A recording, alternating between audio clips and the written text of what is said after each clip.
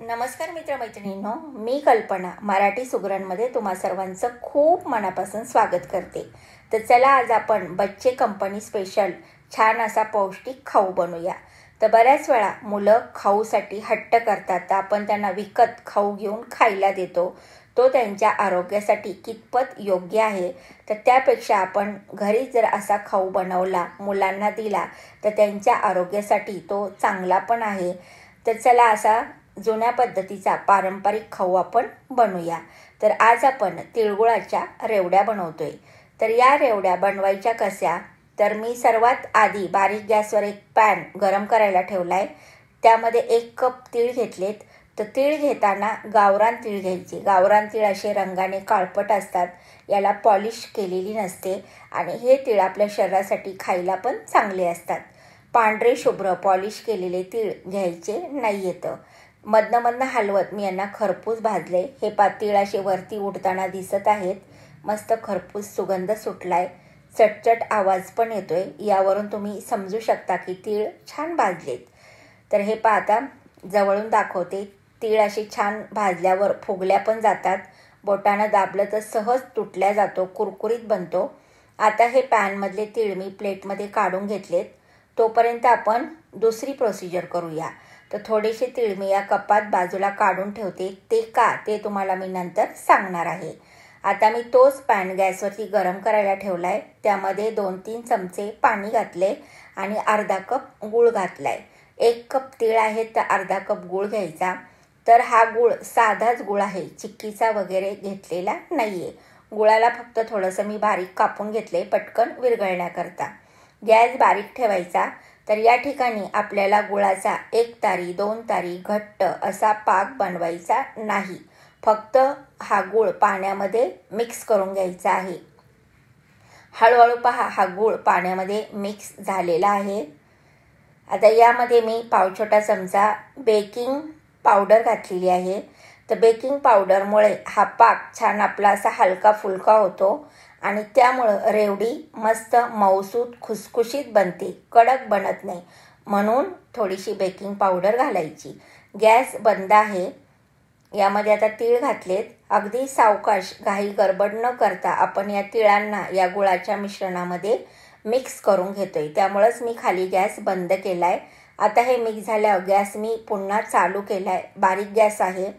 1-2 minute हे मिश्रण आपण गरम करून घेतोय। कारण का, तर हे मिश्रण थोडंसं सैल आहे। गरम केलं की थोडंसं घट्ट होईल, म्हणजे आपल्याला याच्या रेवड्या बनवता येतील। तर तुम्ही यामध्ये बेकिंग पावडर अवश्य घाला। बेकिंग पावडरमुळं रेवडी कडक होत नाही, तर खायला मस्त खुसखुशीत लागते। आणि आपण छोट्या मुलांसाठी खाऊ बनवतोय, त्यामुळे तो खुसखुशीत तर नक्कीच बनला पाहिजे। आता हे बघा, हे मिश्रण 1-2-3 मिनिटांनी थोडंसं घट्ट व्हायला लागले, दिसत असेल तुम्हाला। आणखीन थोडं थंड झालं की याच्या रेवड्या आपल्याला सहज बनवता येतात। आता या प्लेटला मी तुपाचा हात लावलाय, हाताला पण थोडंसं तूप लावलंय, यामुळे हे मिश्रण प्लेटला हाताला चिटकत नाही।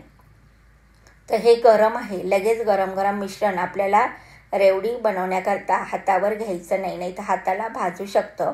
कोमट झालं की मग अशी तुम्ही गोल रेवडी बनवू शकता, किंवा हिलाच असा लंबोळका आकार देऊन लंबोळक्या आपण रेवड्या बनवू शकता।